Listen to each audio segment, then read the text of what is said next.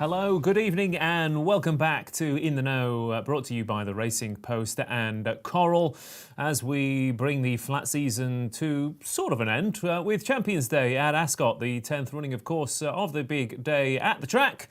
And we've got £2.3 million in prize money to the winners to get stuck into as well. Tomorrow, we've got some fantastic matchups as well, of course. Stradivarius versus Trushan, times 4, of course, who will come out on top this time around. Baid, is he top class? Can Snowfall bounce back to her very best? And, of course, Mishrif versus Adiyar in a fantastic renewal of the Champion Stakes. So hopefully we can get a few winners as well. It's not quite as soft as it has been over the past couple of seasons at Ascot, which means it's probably a little bit more open. The Champion Sprint certainly is possibly one of the hardest races I've ever had to go through. But luckily, I don't necessarily have to tip the winners. We've got a fantastic panel of champion pundits to do that as the evening goes on. This is, of course, live and interactive. It's going out on YouTube and on Facebook. Please like and subscribe to the stream on YouTube and get those comments in. I've got the chat box open, and with only 6 races to go through, we should actually have some time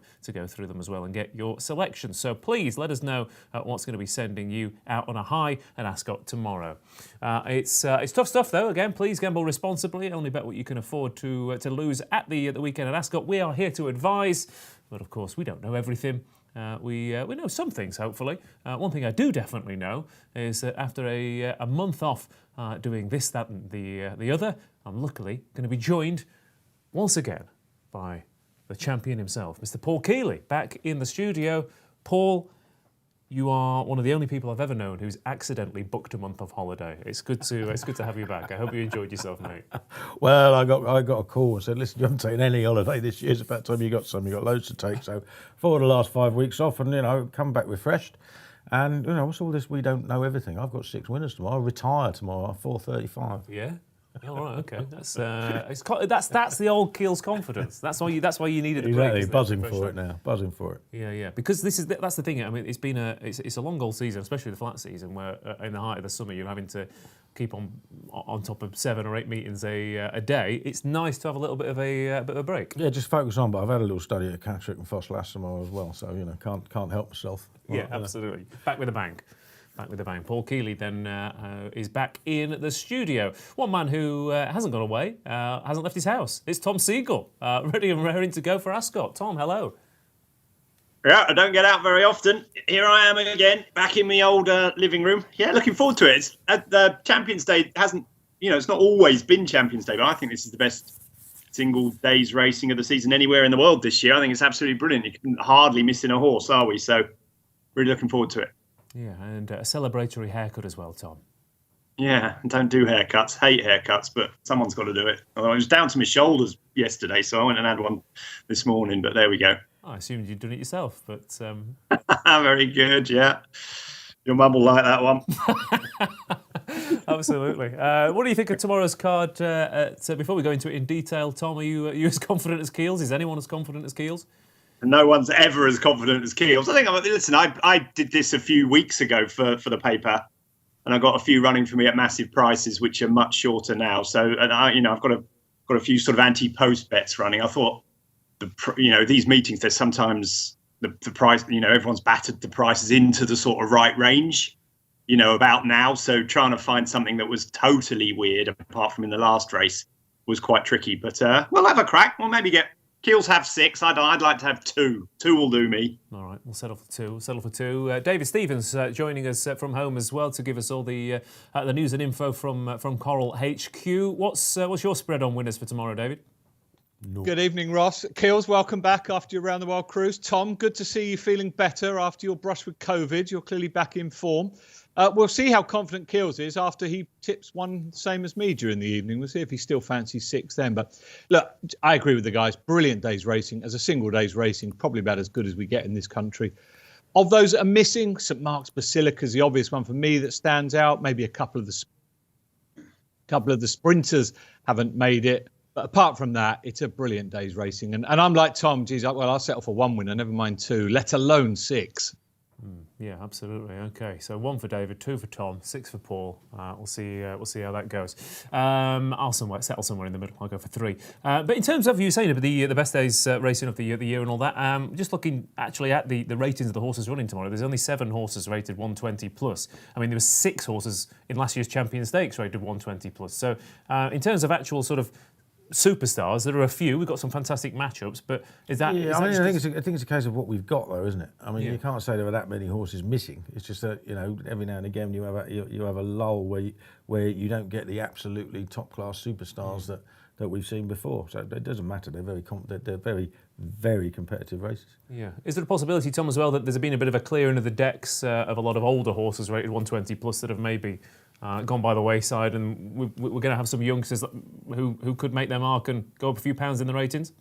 Yeah, absolutely. I mean, I'm not a ratings man at all. It's just some bloke in his underpants in Wigan or somewhere making ratings up anyway. So I'm not the man to sit there and say these ratings are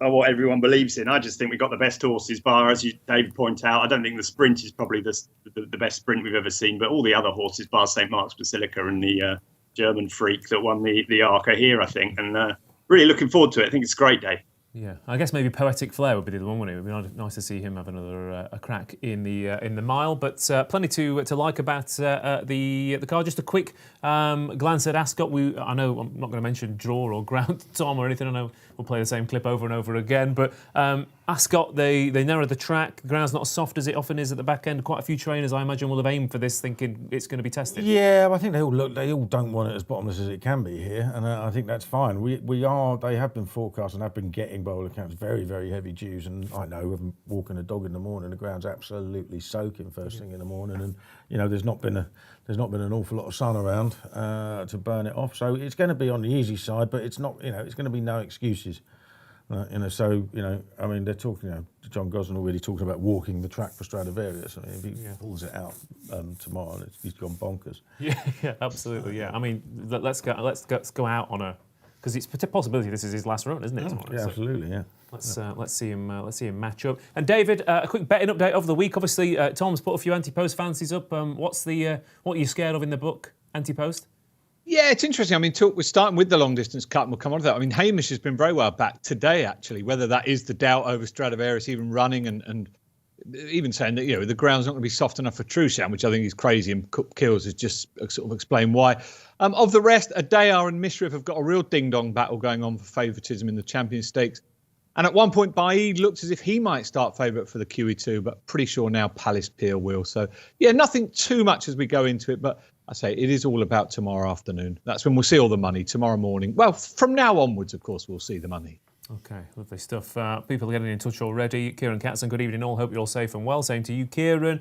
Welcome back, Keel, says Plecker. And a few of the others, Dean Brannigan, were asking for the nap, so we'll get to that a little bit later on. But let's crack on and get stuck into the races one by one, starting off with the Long Distance Cup. A Group 2 contest, of course, but with the Group 1 horses at the top of the betting taking each other on. And Trueshan is edging it at 7-4, Stradivarius 130, Hamish 9-2, Baron Samedi 6-1, Princess Zoe 12s, Berkshire Rocco 14s, 20-1 the Mediterranean, and 40-1 Roberto Escobar on bigger prices. The rest then here, Trueshan versus Stradivarius.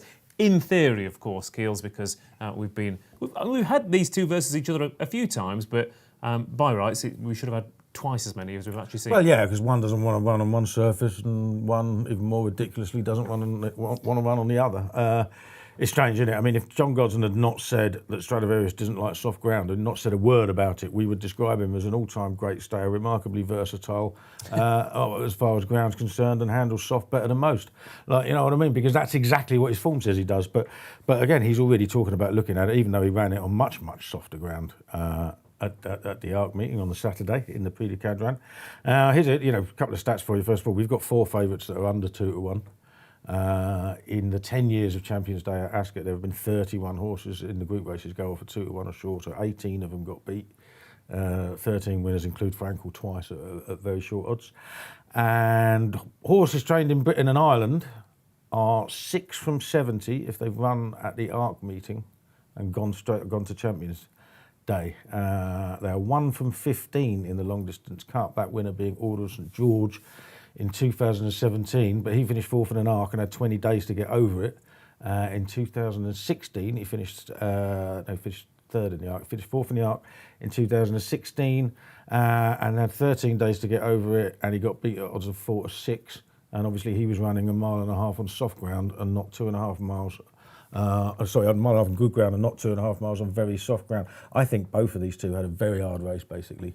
They had to have, because the ground was getting chewed up. The times were getting slower throughout the day on day one of the ARC meeting. And I think they're going to have to be real tough cookies to be at their best. And we've seen that Stradivarius hasn't been at his best in this meeting in the past. And it's just a big ask to come back 2 weeks later and go head to head again. So I'm looking to get them beat. My two play spot horses I've been doing will be Hamish and Baron Samedi, but the one I've backed is Baron Samedi. Okay. Hard to believe that 13 months ago he was rated only 65.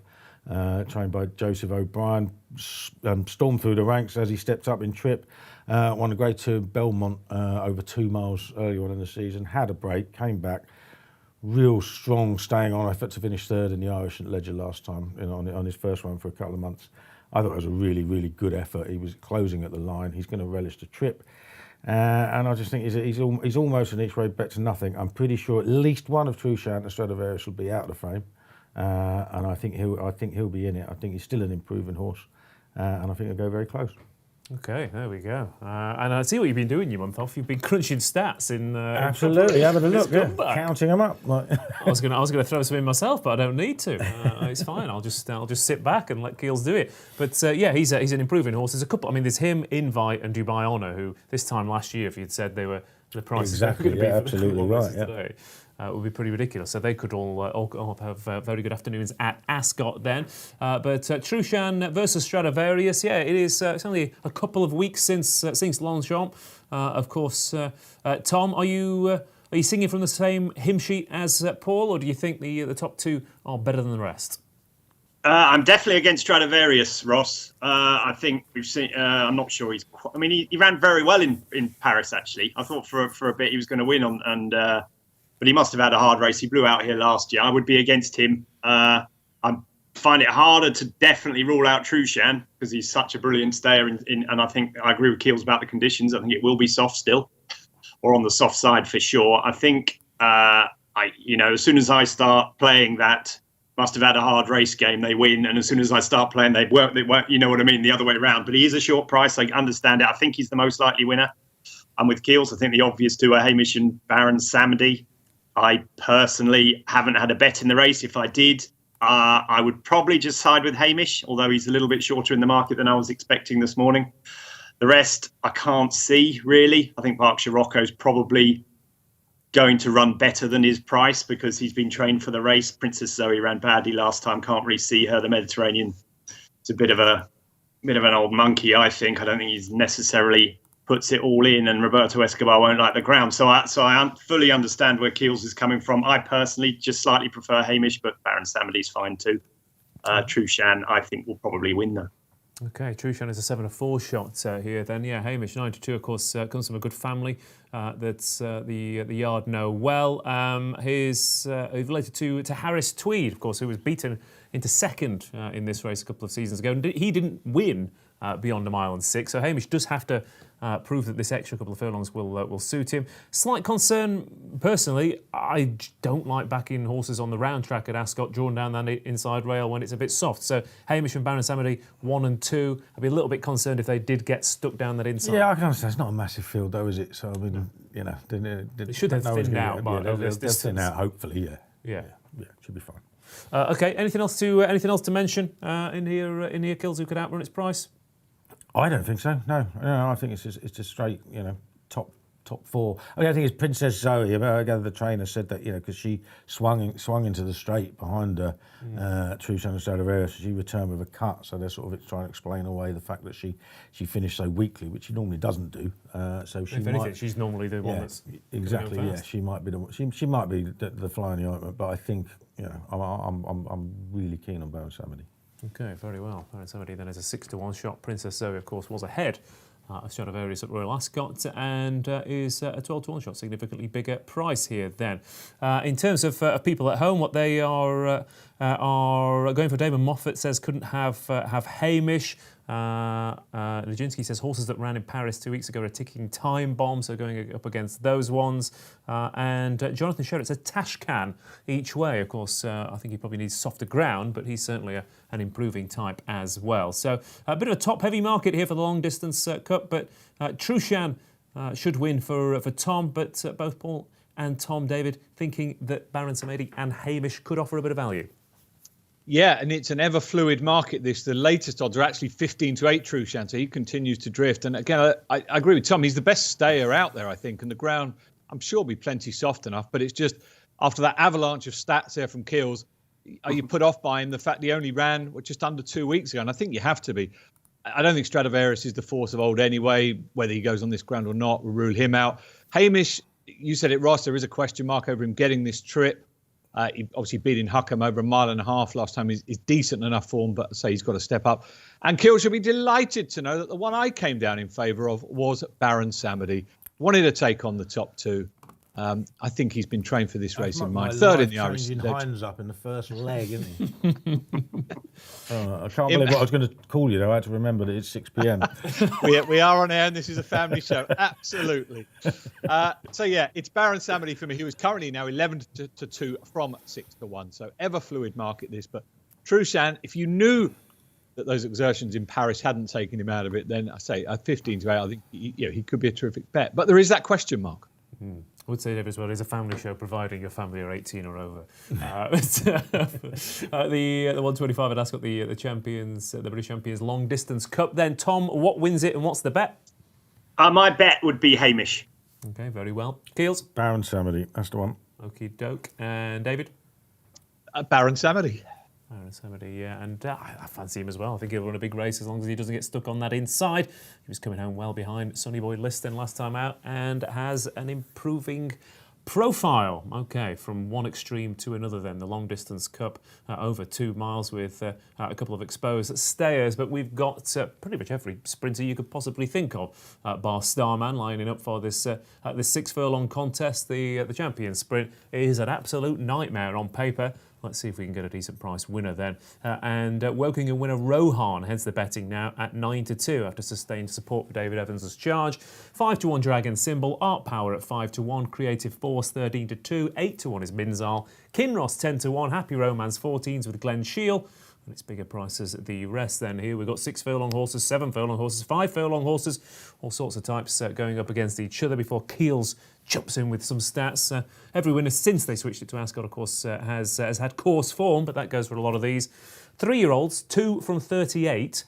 They were Muhara, who won the Commonwealth Cup, and Sands of Marley, who finished second in the Commonwealth Cup. Dragon Symbol, of course, both won it and finished second. So he's got to have a little bit of a chance here at odds of 5-1. But, I mean, we could talk for 5 minutes about every single runner in this, Tom. And I'm going to come to you first, because every time I come to you about a sprint, you say you hate them and then end up tipping a decent price winner. So over to you, mate.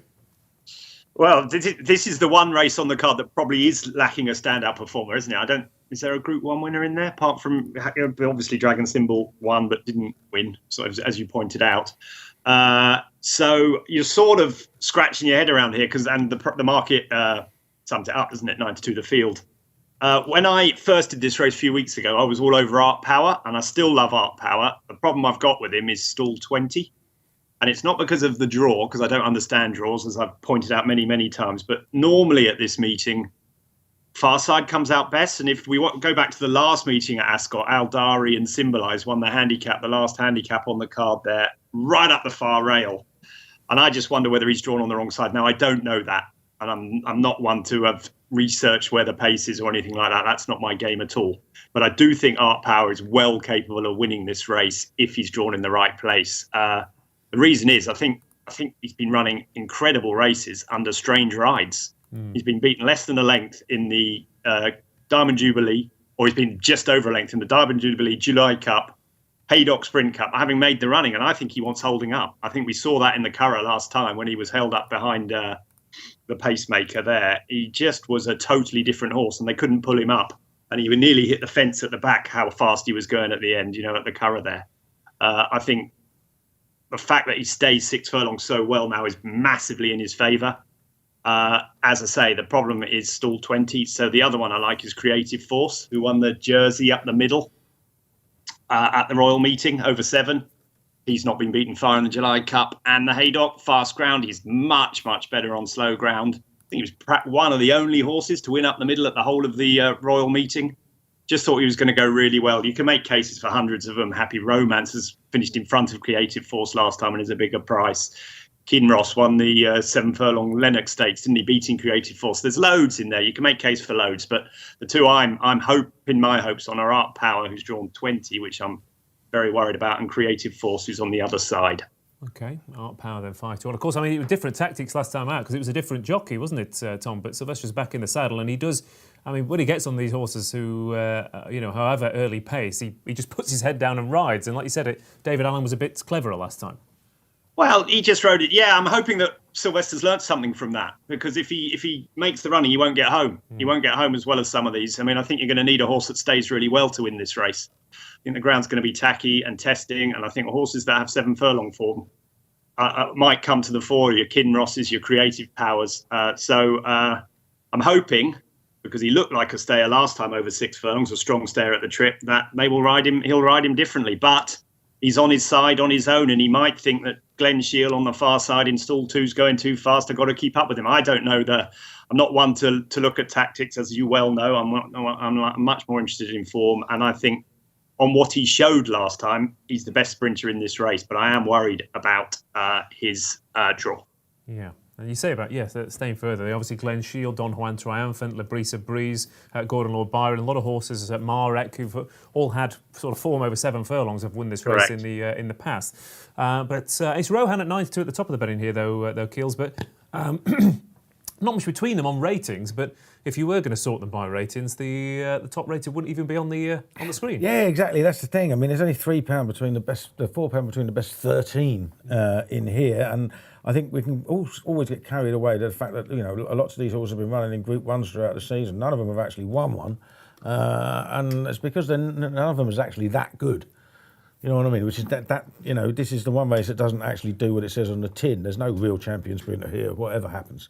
You know what I mean? So you can look at it like, I think Rohan's probably the most likely winner, but I've backed a couple of bigger prices. One of them is the official top-rated horse in the race called Gustavus Western. Now, I backed him. I did a podcast with Ed Walker prior to the Sprint Cup at Haydock, and he actually mentioned Gustavus Western as the one he thought was the danger. No, he didn't run because the ground was too quick, and he went on to run 6th in the Flying 5, finished a place behind Rohan, who missed a break then and was really eye-catching. But he's a 6 furlong horse. He's won his last 2 group races at 6 furlong. No, Group 3, Group 2, but he was really impressive on his penultimate outing. And back in 3rd was the Abai winner, who of course. Yeah, exactly. So we're talking, we're talking a decent level of form. He's 16-1. I don't think he should be that big in this field. He's another with a high draw. Now the issue with a high draw, the issue with this meeting in particular, it was in the autumn, and the sun comes up over the stands, and the last bit of turf that gets any sun is on that stands rail, and that's the problem. They get these really, really heavy dews, as we discussed earlier, and I remember watching Bronze Angel win the first running of the Balmoral when it wasn't an apprentice race, and he streaked clear on the far side, and that was the last time in the Balmoral, for instance, that any horse has bothered staying on the stand side, because they finished I think the best there finished 7th, and now the whole field goes across. See, it can be done. There have been high drawn winners of this, but they win down the middle rather than on the stand side. Everything that stays on the stand side, I don't think it's got any chance at all. So I think Sylvester de Sousa is going to have to move. And I think unlikely to, though, isn't he? I think he's going to have to move. Yeah, he's just got to. But I also think he's been given a little warning by Mr. Easterby. He's quoted in the Racing Post that if he's ridden with more restraint, like at the Curragh last time, I think he's the one to beat. That's one for you, Sylvester. Do as you're told. You know what I mean? So I'm assuming that he's not going to make the run-in. He might be somewhere about there, but he won't be going herring off like he has done, because he got a really good considered ride at the Curragh. I have backed Happy Power as well, though, just because she's a 3-year-old filly who's who's improving at the right time. She's run career best her last 3 starts. Happy Romance. Happy Romance. Happy Romance. Yeah. What did I say? Happy Power. Completely different Power. horse. Oh God, not Happy Power. He's a Christ. 5-year-old. I've given up on I've given up on Happy Power. I think I backed him for this race for the last 2 years. It was hopeless. Happy Romance. 3-year-old. Third 2 came from the dark over 5 furlongs at Sandown, 2 short forward, then won Hackwood at Newbury.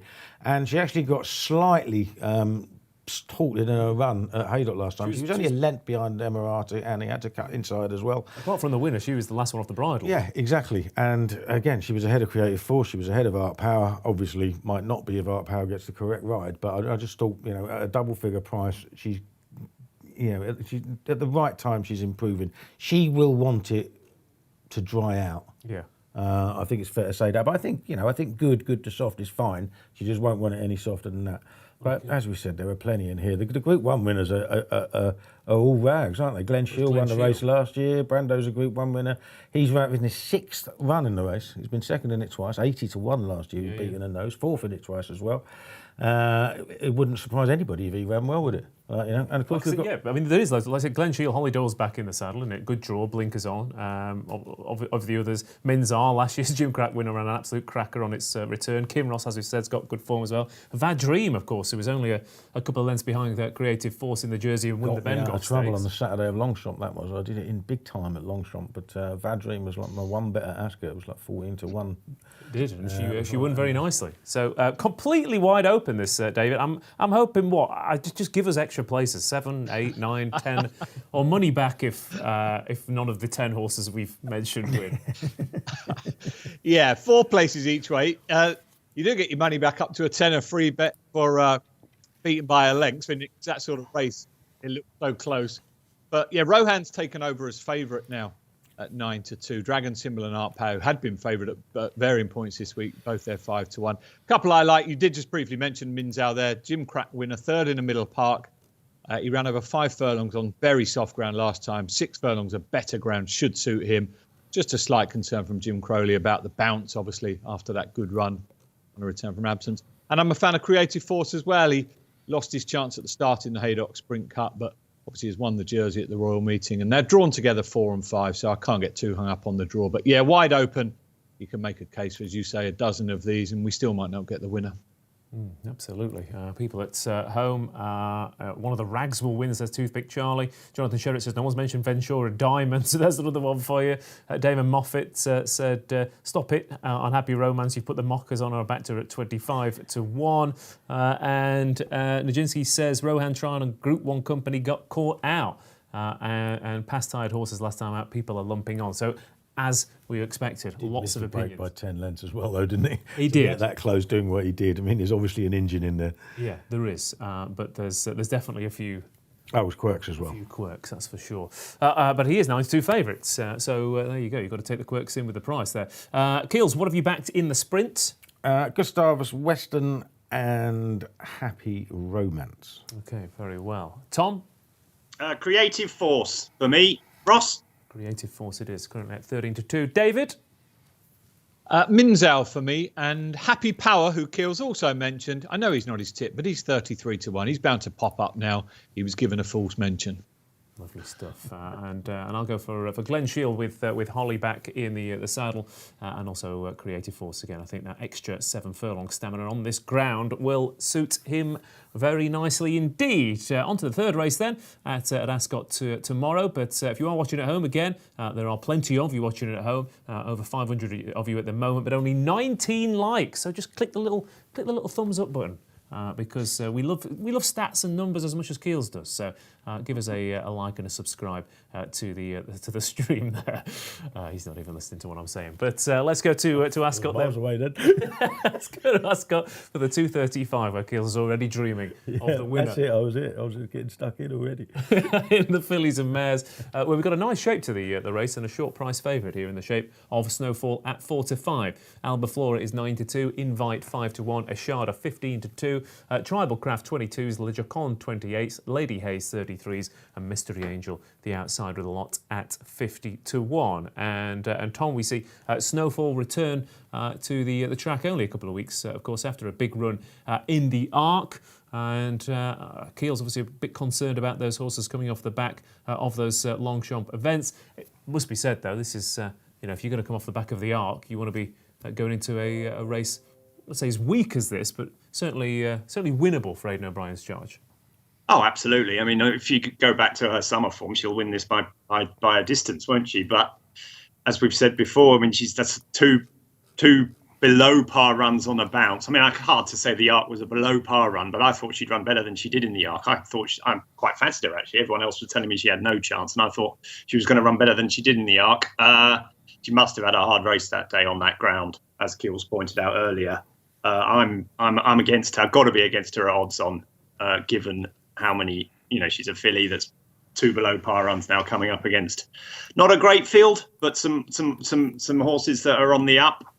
When we did this a month or so ago, I landed on Invite at a quite a big price, 25 to 1. I think she was. I think she's a bad price now. On form, she's a bad price now, but I do think she's a filly going places. I was staggered by how easily she won that race at Chester the other day, last time, on similar ground, good to soft ground. That was good form. I don't care what anyone says. Alunak had just come off running third in the Ebor. He'd won the Old Borough Cup. The Ebor form, as we know, has worked out well with Sonny Boy Liston going on to win the Irish St. Ledger. And she absolutely thrashed him. I think in another half furlong, she would have been 10 lengths clear. She's clearly got a load of talent. Whether she's up to this level, I don't know. But the figures boys love her too. The time was really good that day. So I'm still hoping she'll run well. But if you're having a bet tomorrow, I think the bet's got to be Alba Flora. Simply has to be. She's got great Ascot form. She's coming here fresh. She wasn't far behind Snowfall in the Yorkshire Oaks. I just think she's going to run a really big race, and she's just the solid one in there against all the others. I mean, I think Ashada, it's hard to fancy on the back of her last run. Tribal Craft's not good enough, and the rest are well behind. So I think it's Snowfall's to lose. I've backed Invite at a big price, and I'm still hoping she does the business. But I think if you're having a bet tomorrow, probably I would side with Alba Flora, because I just think she's got everything going for her. Alba Flora then a 9-2 shot, bolted up at this track earlier on in the season, and she did switch the wrong part of the course behind Wonderful Tonight. Got stuck down that inside rail down the home straight. 3-year-olds though have dominated this event past 10 years. 7 winners from 57 from that age group, and the older mares, 3 from 51. I did dig further into the stats that you're throwing about the Arc meeting, though. Horses who had their last run in the Arc and then came to this meeting in Group 1 company, 2 from 11 and 6 of them placed. So I think... Yeah, it's not that bad. And plus the fact she's dropping down in class essentially, isn't she? I mean, it might be a Group 1, but I mean, this is the easiest... She's running up against Group 2 horses. This is, the Fillies races are the least competitive of the lot, aren't they? There just isn't that much depth. So, there's no doubt whatsoever she just deserved odds on favourite. And if those 6 from 70 that I said that came from the Arc meeting, 3 of those winners were in the Fillies and Mares, Hydrangea, Wonderful Tonight and Magical. So there's definitely precedent for it. She can win. When you think the second favourite is the one she slaughtered at York, there's no reason why she shouldn't be an odds-on favourite. Couple of things. Yes, she did have a hard race. 2, Aidan O'Brien, 2 from 51 in October. Just not having winners. Don't know, they have so many runners. I don't know how serious that is, but the best part of 30 of those will have been single-figure odds. So, it's something may or may not be quite right. And it normally doesn't matter when it comes to the big meetings, to be fair. But, I want all the stars aligned if I'm going to have something betting at a short price. If a trainer's not having winners and he's got an odds-on shot, I'm looking elsewhere. I backed Alba Flora each way. I think if the 8 hold up, I mean, she really does like Ascot. She's better at Ascot, certainly, than she is at York. She's £3 better off as well. Now, Snowfall did win very easily. That 4 lengths could have been 8. So, let's not pretend she's not up against it. But Snowfall's never been to Ascot. Snowfall's never been to Ascot. I wouldn't have thought that would be a worry. But we know help Alba Flora. We know Alba Flora likes it.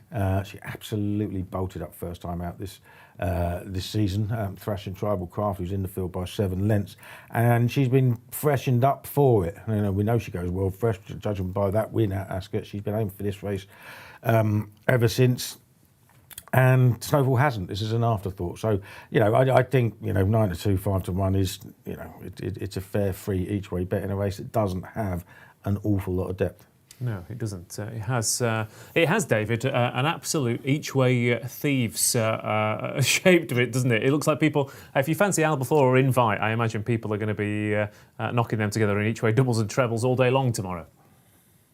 Yes, each-way thievery, as you can imagine, goes down well in Coral HQ.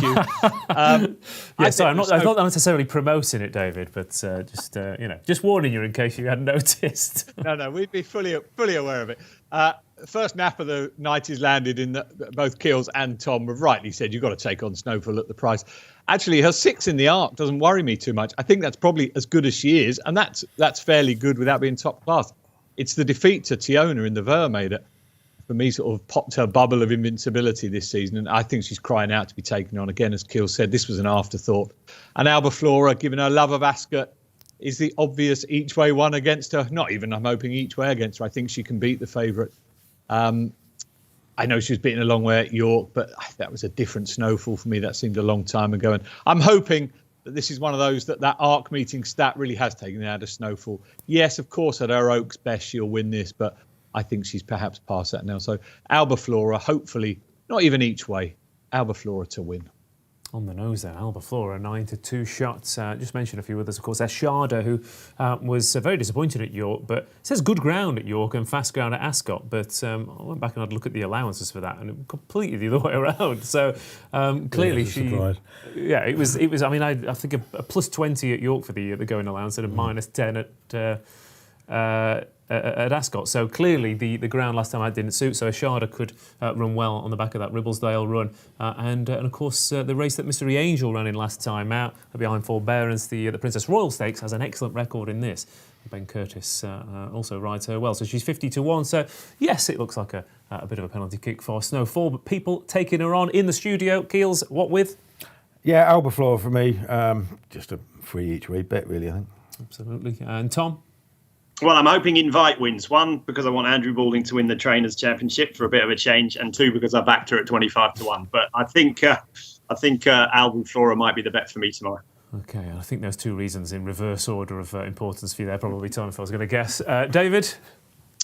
Yeah, I'm an Albaflora man, but I should just say this is the subject of our first enhanced price boost of the night. And it is for those, unlike us, that like the favourite, think the favourite can win. Snowfall to win.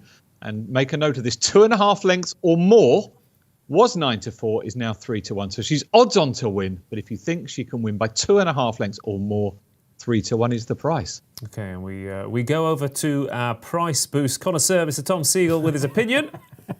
It's a little bit better than normal, Dave. I'm a little bit more tempted by that one. They're nearly always very moderate, but this one's a little bit better. 2-1. 2 lengths Native Trail last week was that we needed more than 2 lengths. He won by exactly 2. That's when the compilers get it right. Yes, so there we go. Thank you, Tom. Thank you for your input there. That's the Fillies and Mares then. Plenty of you at home. Helen says that this race is that bad that putting the kettle on would have a chance. So fair enough. Sounds like that's exactly what she's going to do. Yeah, I think that's probably a good idea. And Steve Bell says a forecast on Snowfall and Invite. And Duff says Snowfall will blizzard the field, which does it make sense? I don't know, but it was a good go anyway. So with that one, but who am I to say with these jokes? I am a little bit flaky myself. Anyway, moving on from Ascot 2:35 to the QE2, over a mile here. 10 of them line up here. I know. Shocker. Oh, was that delayed reaction, or did you only just get that? I think. No, I was shaking my head for so long, but I thought I had to make note of it. It was a delayed, despairing reaction from Tom Segal, which we've grown accustomed to. Ascot then 3:10 over the mile for the next the race, the QE2, of course. The milers. Bit of a much, just over the past couple of seasons, but we do have Palace Pier, who's been carrying all before him at 7-4. Has he met his match tomorrow, though, in the shape of Baaid at 9-4. The Revenant comes back for clearly his target of the season at 7-1. Master of the Seas at 8-1 with Alcohol Free. Lady Bowthorpe at 20-1 with Ben Battle.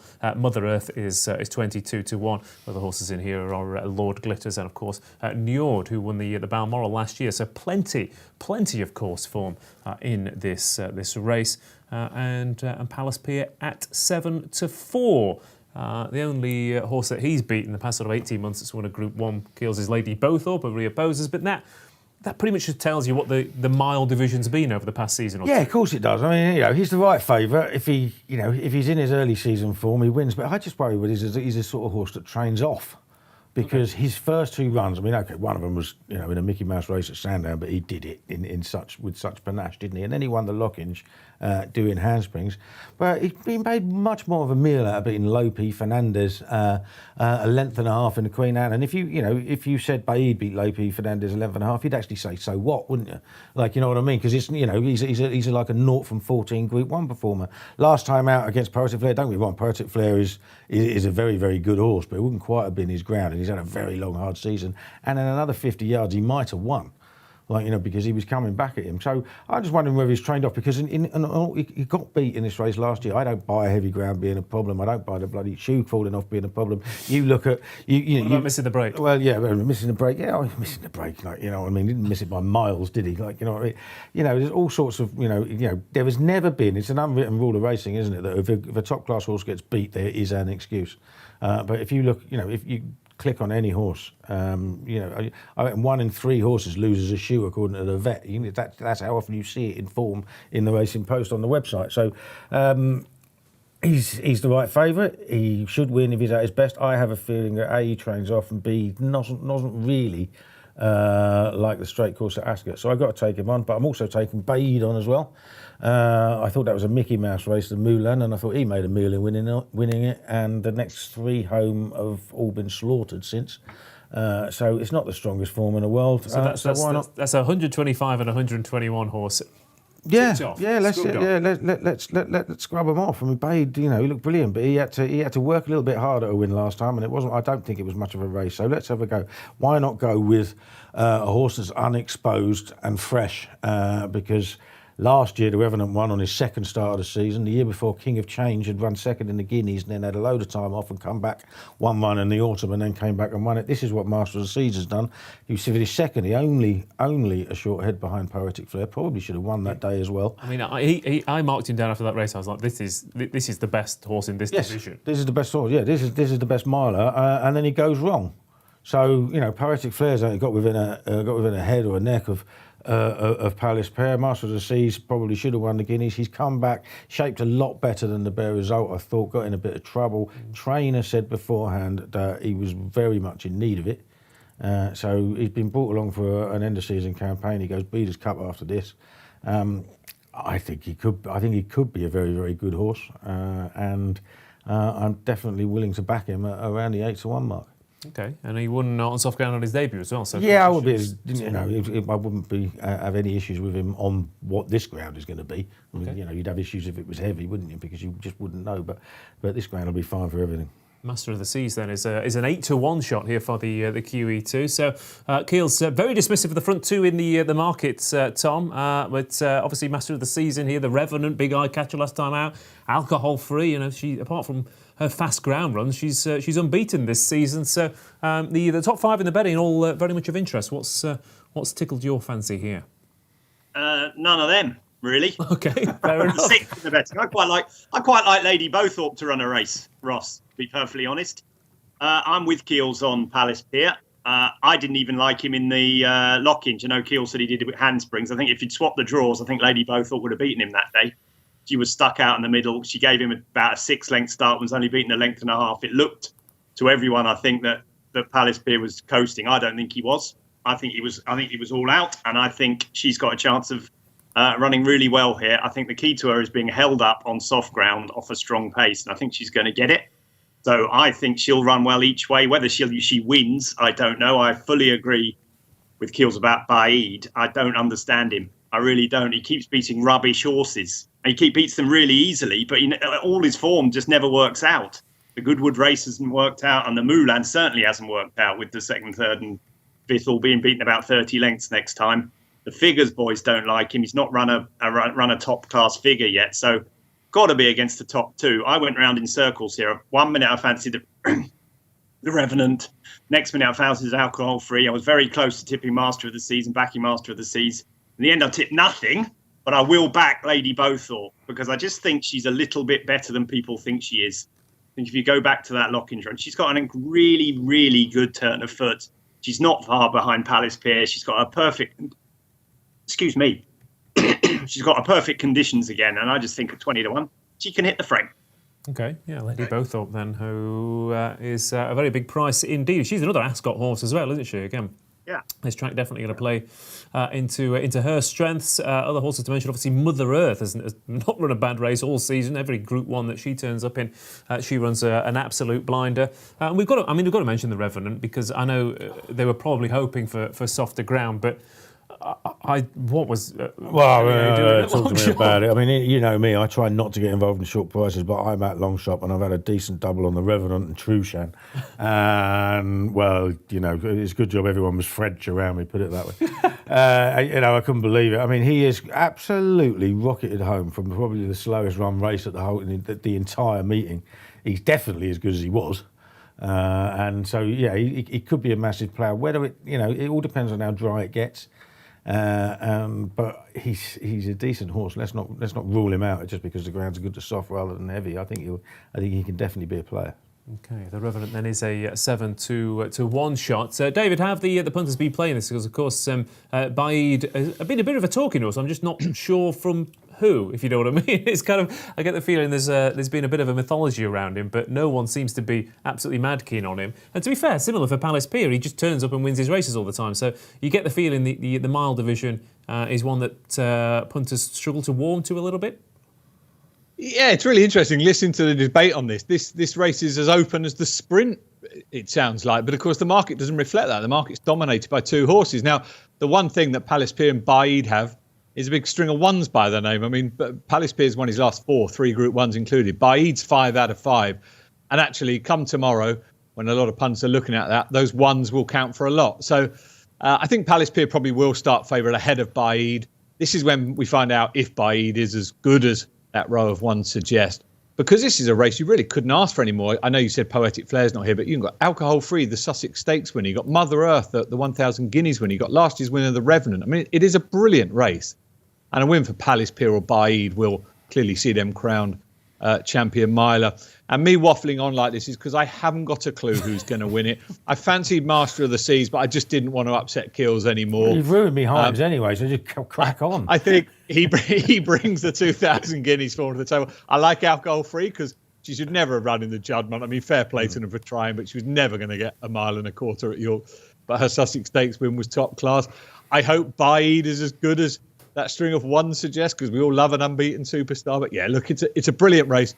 And all I'm going to say is we do have a price boost on it. And for those that do like the horses with all the ones, I know that doesn't include this panel, but a reverse forecast, Baid or Palace Pier in either order was 2-1, is now 11-4. So if you fancy the 2 at the top of the market, 11-4, the reverse forecast. But I think it's a brilliant race. And for me, this is the one of all the brilliant races tomorrow, the one I'm really looking forward to most. Okay, Palace Pier and Baid to finish first and second in the QE2 11-4 out from 2-1. I won't ask Tom about his opinions on that one. And other people at home, we've got, what have we got here? Peter Davies says Palace Pier best horse in the race, but might be better on the round mile. Kieran Caddison liked Keels' approach to this race, and Palace Pier and Baid will be tough to beat, but it's Master of the Sea for me each way with extra places, says Kieran Caddison. So absolutely wide open stuff then here for the QE2. Personally, I do think Master of the Seas and Alcohol Free have got big chances. Alcohol Free, I think, a mile on softish ground. She's an absolute cracker this season. And I said Master of the Seas, if he hadn't had that problem earlier on, it could well be that Master of the Seas and Adiyar, for example, had that little bit of an upset. It could, like you said, you could have a couple of horses coming into this fresh, and Master of the Seas could be one of those. So I'll go for him as well. But Keels, you are backing? I have backed and may even step in again. Master of the Seas. Master of the Seas it is. Tom? I will back Lady Bowthorpe. And David, you don't have a clue, but who do you hope wins? I have a clue. Won't stop me having at least 2 bets. Master of the Season alcohol-free will certainly be 2 of them, and there may well be more come tomorrow.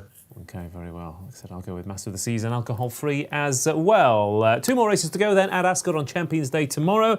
We've got a huge field handicap at the end of the card again. As ever, we'll be rattling through 20-odd runners in that one because we've got an absolutely fantastic lineup in this season's Champions Stakes. 2 horses rated 127 at the top of the betting here. Mishrif at 7-4, Adiyar at 15-8, the improving Dubai Honour at 6-1, Adabe at 7-1, Sealouay 14-1, Al-Azi 18s, Bolshoi Ballet 25s, Max Swinney is 40-1, outsider Fox's Tails, and Yukon Glen, of course, also turning up for a little bit of a crack at the Champions Stakes. And Tom, Mishrif versus Adiyar again. That King George performance for Adiyar was something special. Mishrif has come out and thrown down his own gauntlet since. And of course, you've got a William Haggas improver and a proven William Haggas performer. So the top 4 in the betting will look pretty exciting.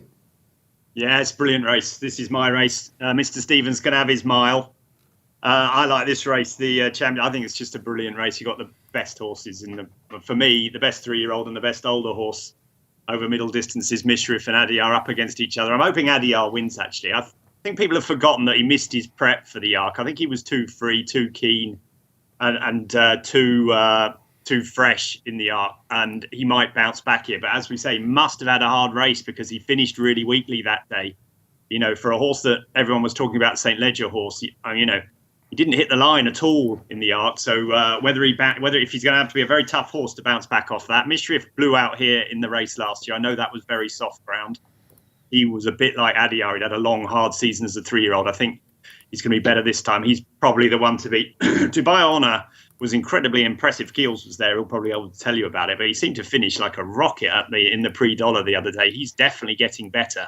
Got a bit to prove, though, against these ones. I mean, that was only a Group 2 against much lesser opposition. I thought Adabe would run really well again, last year's winner. I think he might get the run of the race. I think he's in stall 1. I know you don't like stall 1. I think over 1.25 miles is probably quite a good draw.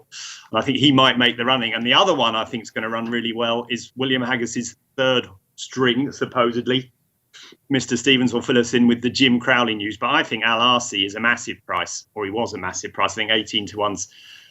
He was 50-1 or 33-1 a few weeks ago. I just think he's a really classy horse that's had excuses. He was gelded and got there too soon last time. I think he's been crying out for 10 furlongs. I don't think he stays 1.5 miles. On his early season form, when he looked like the wrath of God, I just think he's going to run well. I think he's got conditions to suit. He's got the track to suit. He's got the ground to suit. 10 furlongs, a big price. I'd play the William Haggis cards of Adabe and Al-Azi. Okay, Adabe and 7-1, Al-Azi at 18-1. Yeah, it might well be that the fact that Al-Azi doesn't find a lot off the bridle might well be down to stamina more than attitude. I think he's soft as my belly myself, so I can't have him at all. He won't come off the bridle, Kills. He won't have to be as soft as your belly to beat. I hope he's been a little bit more primed for the run, that's for sure. But he said 18-1 shot here.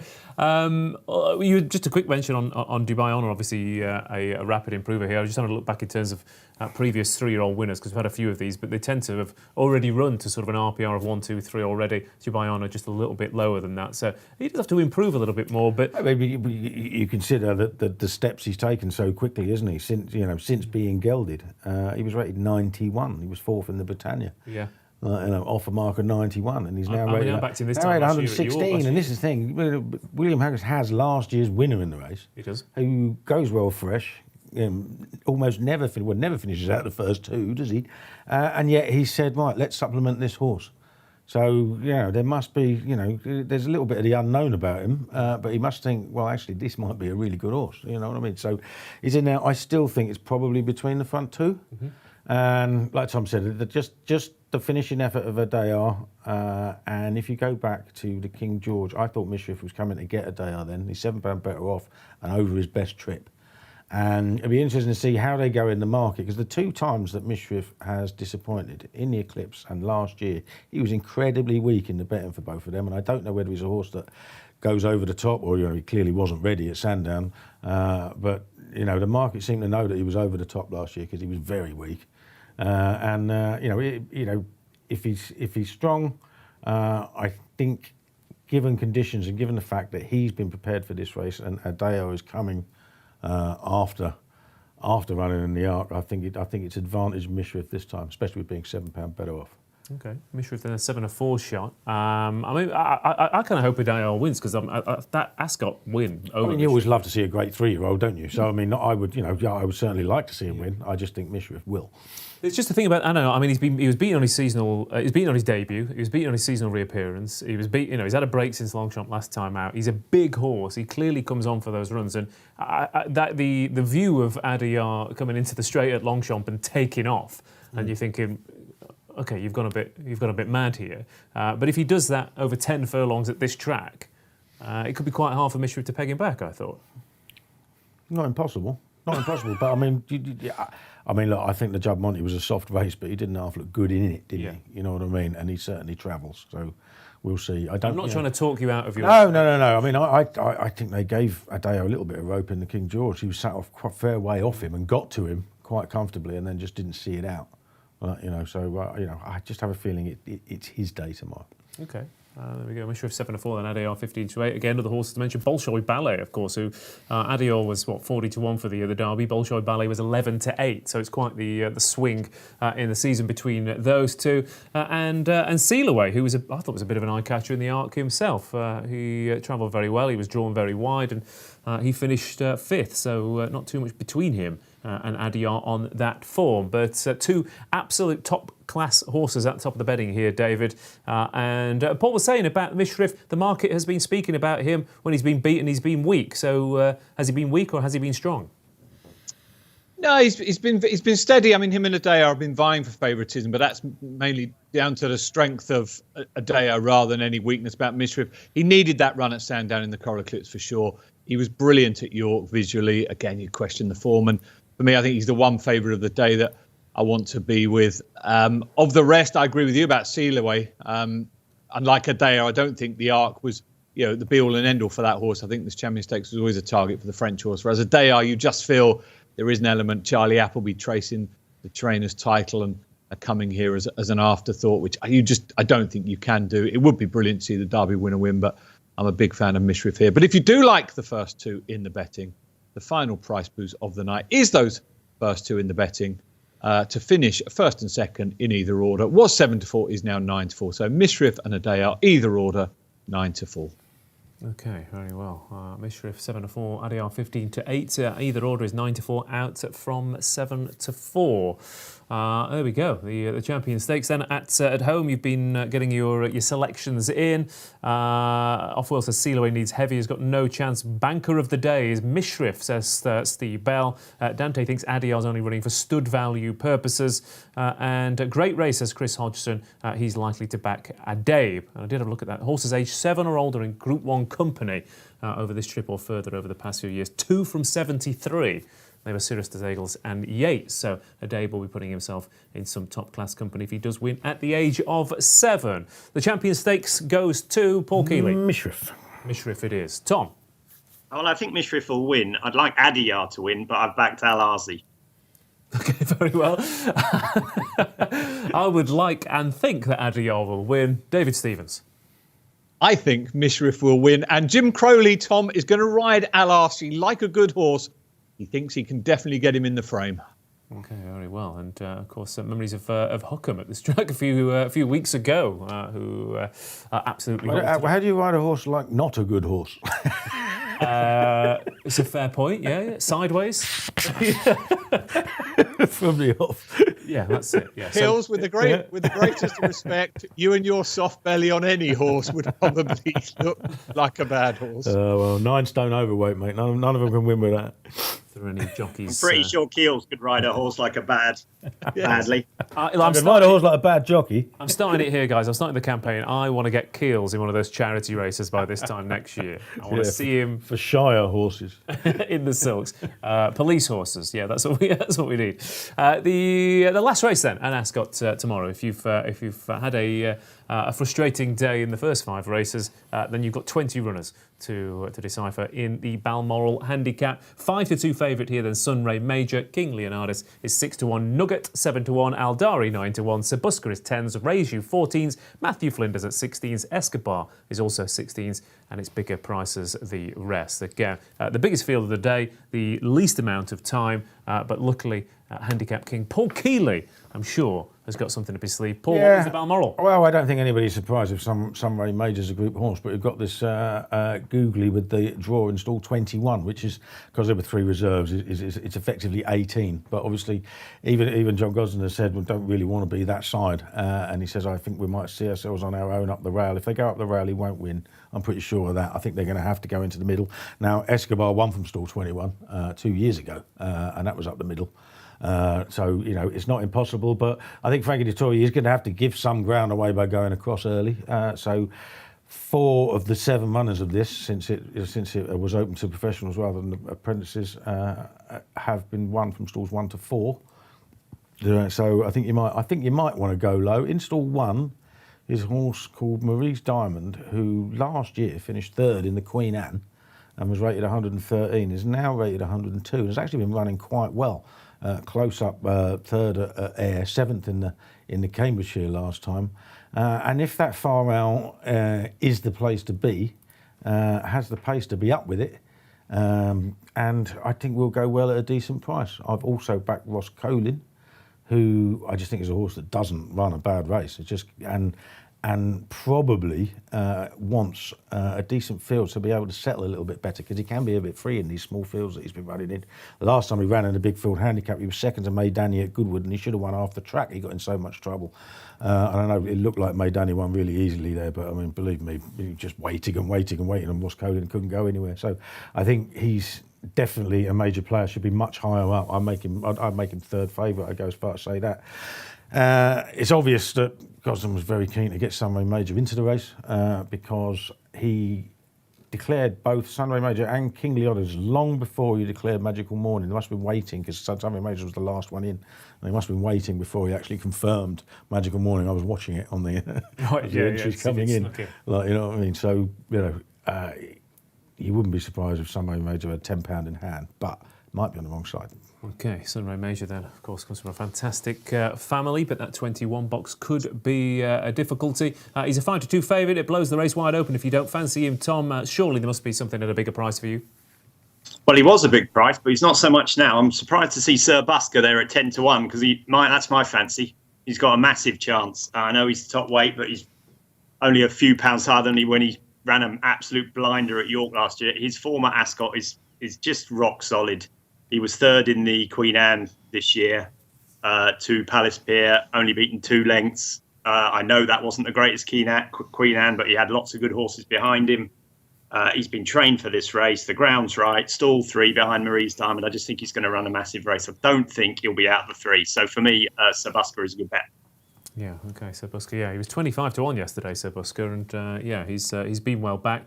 Ossian Murphy, 8 rides on him as well, Tom, and the only 2 times he's been out of the frame were where he met every bit of trouble going and couldn't get a gap. And of course, he was 4th in the QE2 last year. So I agree. I think Sir Busker's got an absolutely cracking chance.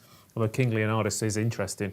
I think that Jersey run last year, he was favourite for the Jersey, and he's here in a handicap after coming from God knows where off a slow pace at Newbury last time out. So they're my 2 against the field. David, last race of the day, what do you got? Yeah, I'm another vote for Sir Busker. Again, I can't believe I had to double check that price, because the last time I looked, he wasn't 10-1, but he is now 5 places each way on this. But Sunray Major's priced as if he's only got to turn up. So I'm hoping he is on the wrong side, that one. Sir Busker, drawn out of 3 for me. Okay, so Busker then is a 10-1 shot. And that's pretty much it then for Champions Day tomorrow. 6 fantastic races to get stuck into at Ascot and hopefully a few nice price winners as well. I hope you've enjoyed the show. Please like the stream as well and, of course, subscribe to the Racing Post channel for more. But before we go, let's get our best bets on Champions Day then. Coming to you first, Mr. Paul Kealy. Yeah, I think most likely winner of the day is Mishriff, but the nap is Baron Samedi, going to go in hard and heavy in the first, and Count D'Orsay will win the 340 at Catterick. I was going to say you can't throw in horses that we haven't mentioned from races, but it worked for David last week with Mostadaf, so maybe we should encourage you. Tom, what's the nap? Well, Sir Busker is the nap. Always has been the nap. A little bit disappointed about the price, but still 10-1. He'll do for me. Okay, so Busker in the last then. David, nap on Champions Day? Nap for me, the filly and mare's got to take on Snowfall with Alba Flora. Okay, very well. And in that case, I'll go for Adiyar in the Champions Stakes. I think a huge run in at Longchamp should bring him on for this. So good luck with whatever you back to tomorrow. This has been In the Know with the Racing Post and Coral. Thank you to Paul, Tom and David. Thank you to you for watching at home. Please gamble responsibly. Enjoy the day. And we'll be back in a few weeks with the flat behind us and the jumps ahead of us. Good night.